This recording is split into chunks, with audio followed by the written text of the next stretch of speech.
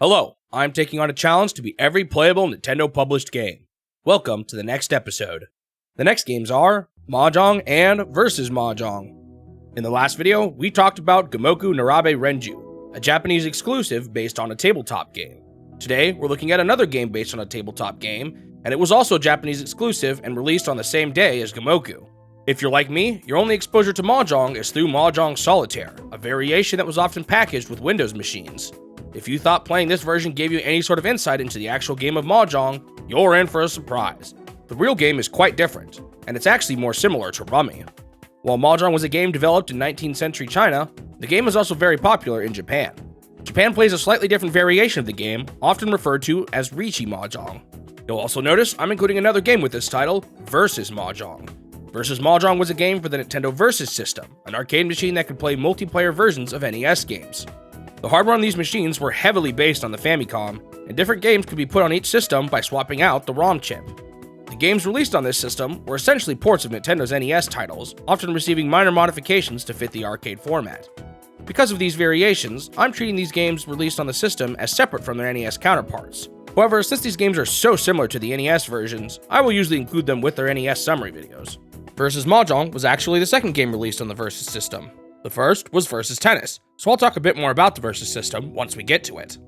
I considered holding off on talking about the Versus system games entirely until that point, but I figured it was fine to just introduce the system here, since it made a lot more sense to talk about both versions of Mahjong together. Before jumping into the actual games, I decided to learn a bit about Mahjong first, so that I could have at least some idea of what I was doing. I'll explain some of the intricacies as I learned them for myself, but I'll briefly go over some of the core mechanics before jumping into the game. In Mahjong, 4 players take turns picking up a tile, then discarding one, and you keep doing this until someone obtains a winning hand.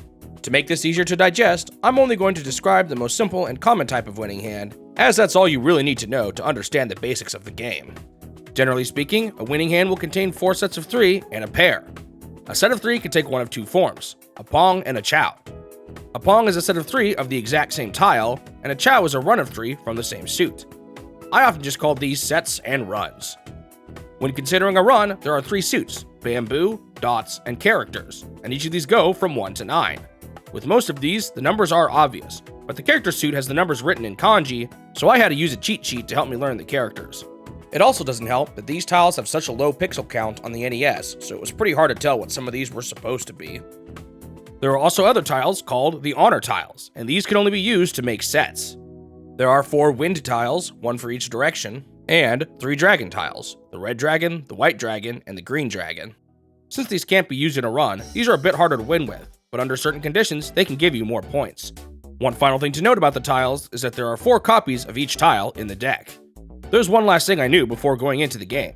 You can steal a tile the moment a player discards it, if it completes either a set or a run. If it is to complete a set, it is called a pone, and it can be performed on tiles discarded by any player. If it is to complete a run, it is called a chi, and it can only be performed on tiles discarded by the players on your left. So, that's the basics of the game I knew going in. Draw, steal, and get a winning hand. Upon booting it, I once again saw that there were 3 difficulties similar to Gomoku. Being the noob that I am, I decided to make my goal just to beat the level 1 CPU. Immediately, when starting my first game, there were 2 things I noticed. The first was that there was only 2 players. Mahjong is supposed to be a 4-player game, but I guess to keep things simple on the NES, they only made this one 2-player.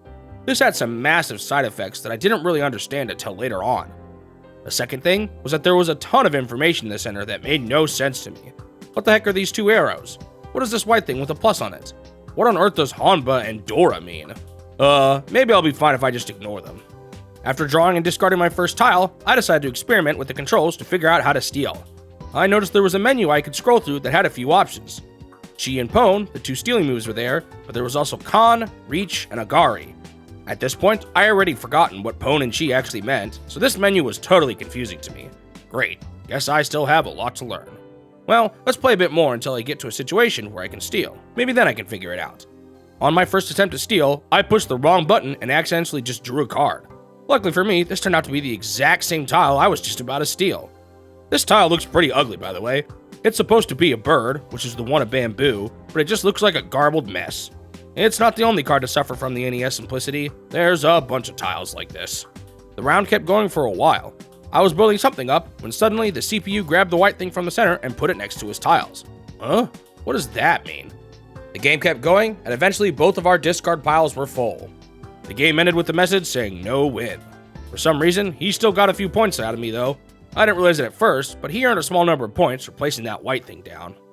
On the topic of scoring, our points can be seen in the middle right. At first I thought the objective was to take all the points from the opponent, but I later found out a set ends after enough rounds have been played, and whoever has the most points at the end wins the set. In the next round, I got trounced. The CPU did that weird thing with the white piece again after only 3 tiles were discarded, and soon after he had a winning hand.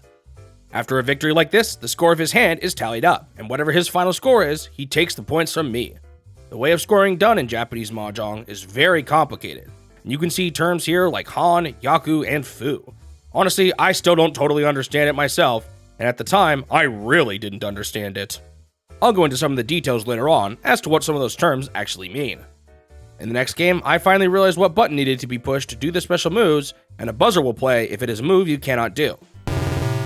It turns out that this buzzer was actually a feature of the easy difficulty, as you will be penalized for making incorrect calls on harder difficulties. Alright, now that I know this, it's time to make a steal.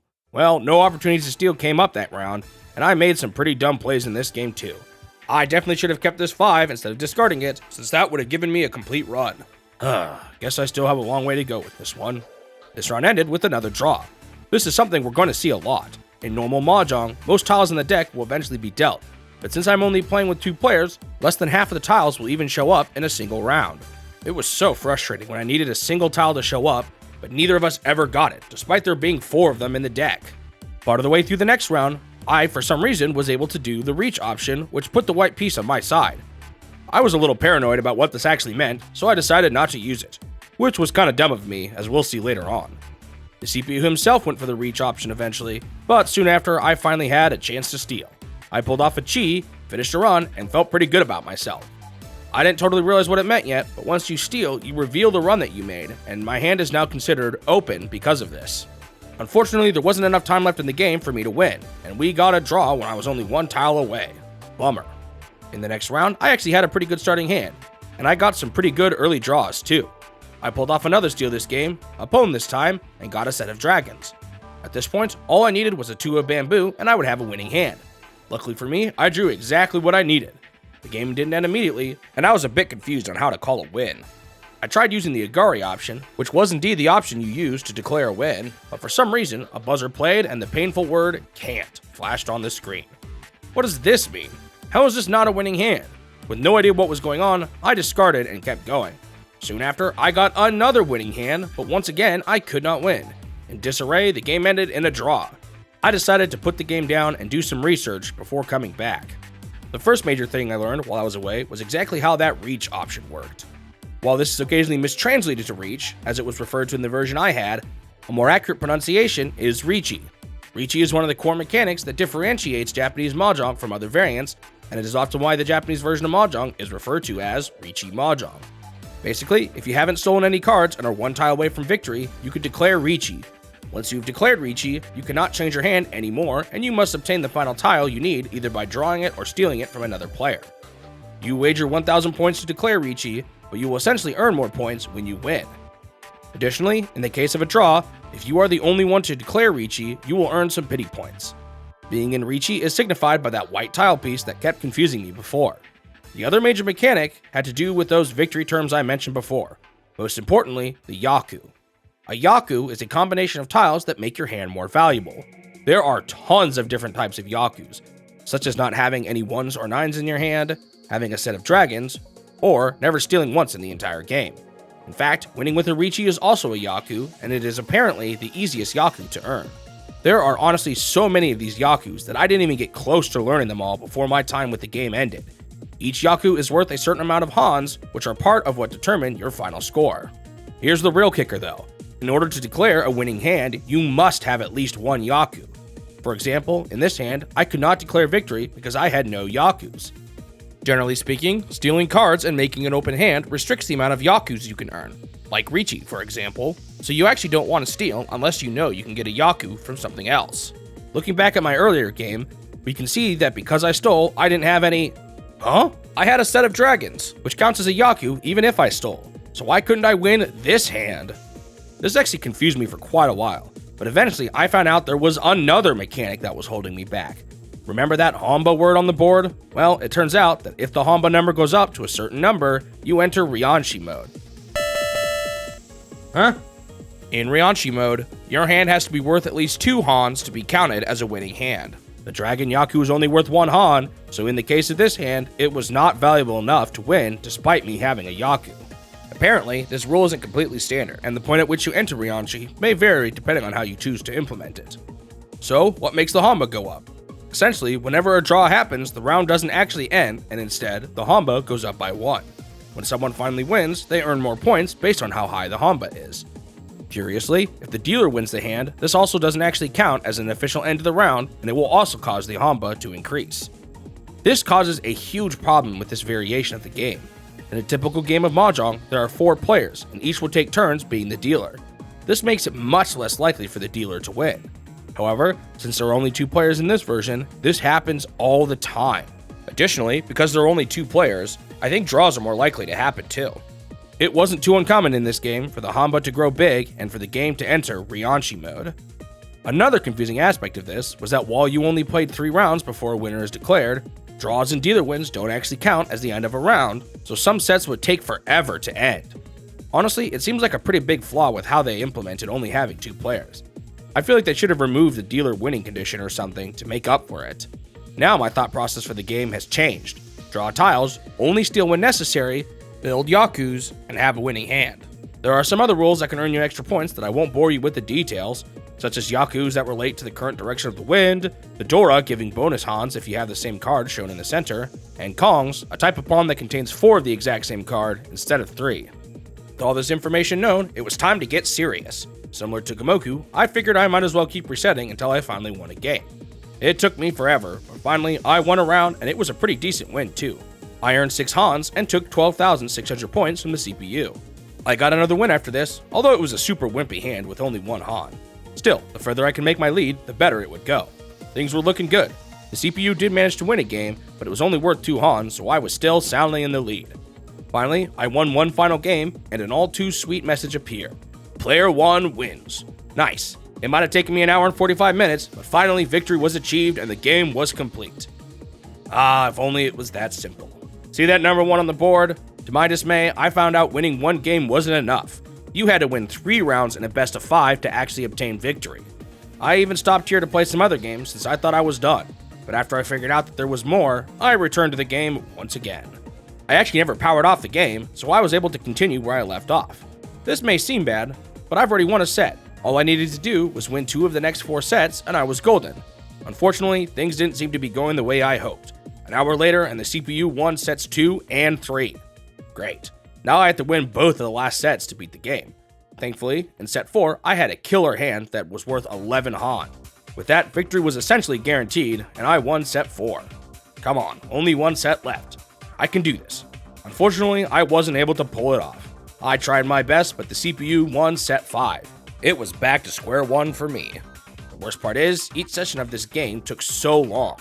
I finally finished my first best of 5, and I'd been playing for 3 hours so far. This one is going to be a doozy. My next session went almost exactly like the last one. I won set 1, the CPU won sets 2 through 3, and I won set 4, and the CPU won that precious final set. 2 hours later, and it was back to square one. Honestly, coming up with a strategy is surprisingly tough for this game. There's a lot of randomness with each tile you turn up, but trying to determine exactly which tiles were going to be the most likely to earn you the win was tricky. Not to mention, I had to consider which Yakus I could get too. You can see every tile discarded, so you can often use that to determine how likely it will be for a certain tile to show up. Another strategy I developed as time went on was that if I was having a bad hand, I could look at what the CPU discarded to see what was safe to discard myself without the CPU stealing it and go for a draw instead. Anyway, in the next session, the stars aligned. I won sets 1 and 2. This meant I only had to win 1 out of the next 3 sets. There was no way I messed this up. Well, apparently there was, as I lost 3 sets in a row to the CPU and faced a crushing defeat. 2.5 hours later, and I was back to square one. Luckily for me, the stars aligned once again, and I won the first 2 sets again. Okay, come on. I only needed to win 1 set of the next 3. I can do this. In set 3, I had a couple of small victories and was just barely in the lead when suddenly the set ended and I had already won. Frankly, this took me off guard. My suffering was finally over. Mahjong was finally complete. The game took me 8 hours and 45 minutes, which was my new record for longest game, and it actually held the crown for quite a while too. Now, don't get too excited yet. Remember, I still have to play versus Mahjong. Now, I know you may be dreading hearing me talk about a whole nother session of Mahjong, but this one ended up taking me much less time. To see why it went so quickly, let's take a look at what was different. The first major change was that the game now included a 2-player mode. This was impossible with just a single screen on the NES, but since the Versus system allowed for multiple players using separate screens, they were able to add a 2-player mode in this version. Unfortunately, since I am focusing on single-player content, I didn't even get to see this addition. The other big change, which specifically had a big impact on me, was that you no longer had to play a best of 5. Beating the CPU meant I only had to win a single set. I imagine this was because each time you put coins into the machine, you got a whole session out of it, and they didn't want one person sitting there spending an hour on the machine off of only one payment. One final difference was that this one didn't have an English patch, but thankfully I already played the game in English, so I had a rough idea what everything meant. There was also an option to add a timer to each turn, but I turned it off particularly due to the language barrier. With the change in victory conditions, all I had to do was keep playing until I finally won a set against the CPU. While I did worse than I would like to admit, failing one set completely and resetting 2 more after early losses, I won my 4th set and the game was already complete. It felt good to beat that game in only 37 minutes after the nearly 9 hours it took for the original. With that, both Mahjong and Versus Mahjong were complete. On to the reviews. Oh boy, what an experience. Before going into too much detail, I have a confession to make. I'm not a huge fan of tabletop games where RNG plays a significant role. That's not to say there isn't a lot of skill involved in Mahjong, especially considering how complex it actually is, but there's no denying that it can be really frustrating when your opponent wins after only drawing 4 tiles due to how lucky their starting hand was. With that being said, the NES version of the game has some serious flaws with it too. Making the game only 2-player was clearly not how the game is supposed to be played. I think they should have changed a few other rules to accommodate the reduced player number, particularly when it came to how the game handled dealer wins. Similar to Gamoku, I also wish the game was a bit more beginner friendly, but it's probably too much to ask for a tutorial on the cartridge with such limited space. For all I know, maybe the rules were better explained in the manual. Lacking a human versus human mode hurts too, although it's understandable considering there was only one screen to play on. I'm not sure if Mahjong is a good fit for a system like this, and because of this, the versus system of the game is actually slightly superior in that regard. All that being said, my experience with the game wasn't entirely a negative one. Mahjong is an interesting game with a lot of depth considering how simple its draw one, discard one premise is. While the RNG did often frustrate me, it definitely challenged my reasoning skills in a way I found enjoyable. Unfortunately though, the negatives in this one outweigh the good for me, and I gave both versions of the game a 4 out of 10. You're honestly better off playing a modern version of this game that lets you play online, or playing with real people with actual tiles. Thanks for watching the video. If you want to see more of these in the future, make sure you subscribe to the channel so that you won't miss out on the next one. Also leave a like if you enjoyed it, since it will help the channel grow and motivate me to continue this series. I hope I will see you in the next step of my quest to beat every Nintendo game.